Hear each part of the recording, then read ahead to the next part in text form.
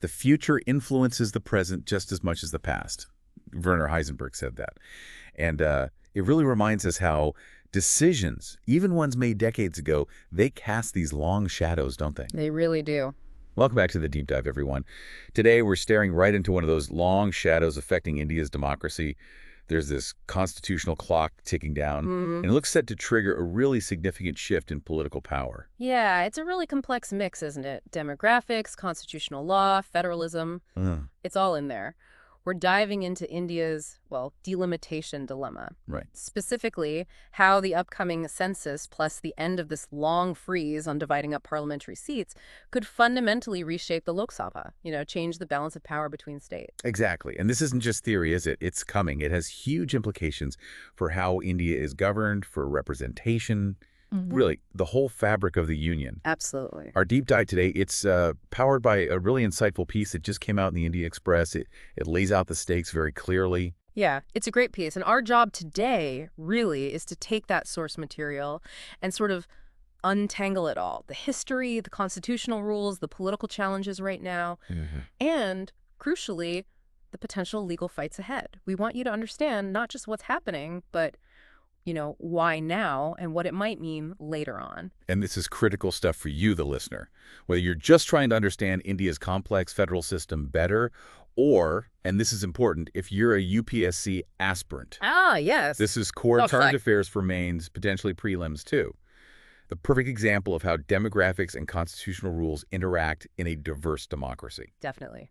Okay, so let's jump in. The heart of this is delimitation. What exactly does that mean in India? Right, so delimitation, as the article explained, it's basically a process of redrawing the boundaries for electoral constituencies. Yep. So both for the Lok Sabha, the national parliament, and for the state assemblies too, the main goal is to make sure constituencies have, roughly equal populations. To uphold that idea of one person, one vote, one value. Exactly. That's the principle. And it's not just done whenever someone feels like it, right? It's baked into the Constitution. It is. Article 82.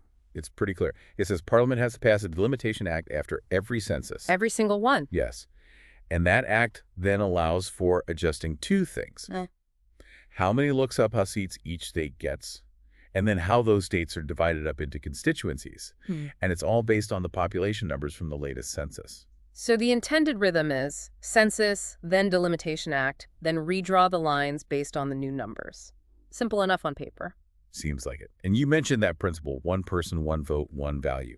Where does that get its constitutional force? That's mainly Article 81, specifically Article 81(2). Right. That deals with allocating the seats among the different states. Okay. It says the ratio, so the number of seats for a state compared to its population should be, and the wording is, as far as practicable, the same for all states. Trying to get that proportional representation across the country based on population size. Precisely. And then Article 81, 2B, takes it down to the next level within each state. It says the ratio between the population of each individual constituency and the total seats for that state should also be the same throughout the state. So equal weight for every citizen's vote, basically. That's the idea. That's the clear intention. Equal representation based on population. Okay, that's the idea, the constitutional plan, mandated after every census. But as we know, that's not what's happening now. The seats haven't changed since, when was it? The early 70s. That's the twist. That's the crucial history the Indian Express article digs into. The current Lok Sabha seat allocation. It's not based on 2011 data, not even 2001. It's frozen based on the 1971 census figures. 1971, wow. That's 50 years ago. More. Why? Why was it frozen for so long? Well, it was a very deliberate political decision. It came mostly out of concerns from the southern states back in the mid-70s. See, by then, several southern states had made real progress in slowing down their population growth. Their family planning initiatives were working better than in other parts of the country. Right. While many other states, particularly in the north, their populations were still growing much faster. Exactly. So the southern states looked ahead and thought, wait a minute, if we do delimitation after the next census using the new numbers, our population share will have shrunk compared to the faster-growing states. And if you apply Article 81 strictly... they'd lose seats, or at least their proportion of seats would go down. Precisely. They feared losing significant political representation in the Lok Sabha. So kind of a paradox. States that were, in a way, succeeding on a key national goal, population control, would effectively be penalized in terms of political power. That's exactly how they saw it, and it caused a lot of political heat, you can imagine. Sure. So to sort of calm things down and address this, Parliament passed a constitutional amendment in 1976. That amendment froze the allocation of Lok Sabha seats among states based on those 1971 figures. Okay, and that freeze was for how long initially? Initially, it was for 25 years. Taking us up to around 2001. Right. And then as that deadline approached, it was clear the population gaps hadn't closed enough, the political sensitivities were still very high. Still the same problem. Pretty much. So in 2002, another constitutional amendment was passed, and this one extended the freeze on seat allocation for another 25 years. Another 25 years, which brings us right up to now, or very soon. That second freeze expires in 2026. That's it. The clock is ticking. And look at the timing. The next census data collection is supposed to wrap up around March 2027. So just as the freeze ends. Almost perfectly aligned. So the data processing, the release, it's all likely happening right around the time that 2002 freeze expires. Okay, so let's walk through this. If nothing changes constitutionally before 2026, if that freeze just expires, what happens then? What kicks in automatically? Then Article 82 comes back into full force. The process it mandates has to happen. The new census data becomes the official basis. Parliament is constitutionally obliged to pass a new Delimitation Act. The government then sets up a Delimitation Commission. And that commission? It's legally bound. It must use the latest population data from that just completed census to redraw constituencies and, crucially, reallocate the seats among the states. So no wiggle room. Unless the Constitution is amended again to extend the freeze, the next delimitation has to use the new population numbers, whatever they might be. Correct. Under the current law, post-2026, that's the only way. Okay. And here is where, as you said, it gets really complex, the core dilemma. We have this constitutional ideal.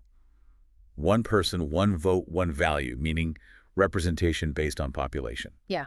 But if you apply that now, after 50 years of such different population growth rates across states, seems to put that principle right up against concerns about federal balance, about regional representation. It absolutely does. It's a head-on collision almost. If seat allocation strictly follows the latest census data. Which it has to, unless changed. Right. And states with high population growth, mostly in the northern Hindi belt, as it's often called, they stand to gain a huge number of seats in the Lok Sabha. The Indian Express didn't put exact figures because that depends on the census, but the relative shift, it's projected to be massive based on trends. While the states where population growth has slowed or stabilized, mainly in the South, they will inevitably see their share of Lok Sabha seats go down quite significantly. Their voice in parliament, relative to the northern states, diminishes. This sets up a real tension, doesn't it, between representing citizens equally, which is Article 81's focus, and maintaining some kind of political balance between the states in the federal structure. That's the crux of it. You could really feel the anxiety from the southern states. A Lok Sabha potentially much more dominated by MPs from northern states. That could shift everything, right? National policies, how resources are shared, because that's often tied to population. It could marginalize the concerns of regions that grew slower but might have different needs or priorities. It feels like, a clash between demography and federalism. It is, and it's not just political. It raises these fascinating, maybe even explosive constitutional questions. If southern states want to avoid losing representation but don't want another freeze, what options are there? Well, the article really focuses on this. It says, basically, short of another freeze, the only real way to stop the shift based on the new data would be to actually amend Article 81(2)A itself. Correct. You'd have to change the fundamental formula. Decouple seat allocation from strict proportionality based on the latest census. Maybe bring in other factors. A different base year, some kind of weighted system. Who knows? But hold on. If you amend it so that voters in different states end up with unequal representation, like a vote in state A counts for more, effectively, than a vote in state B because state A gets more seats per person, doesn't that violate the fundamental right to equality? That's the big legal landmine. And it's a serious one. Any amendment to Article 81(2)A that deliberately moves away from that, as far as practicable, the same ratio for all states principle. If someone challenged it in the Supreme Court, it would face intense scrutiny. The argument would be it violates Article 14, equality before the law, and maybe Article 15, non-discrimination based on place of birth or residence. You'd be treating citizens unequally in their political representation based purely on which state they live in. Wow. So trying to protect the representation of states that, successfully managed population growth, could be seen legally as discriminating against citizens in states with larger populations, denying them equal representation per person. That's Okay. quite the legal knot. It really is a paradox. Now, you could try to argue it based on reasonable classification. Say states with better development, better population control, form a distinct class that deserves protection to incentivize good performance. Okay, maybe. But, as the article critically points out, that's a very tricky argument.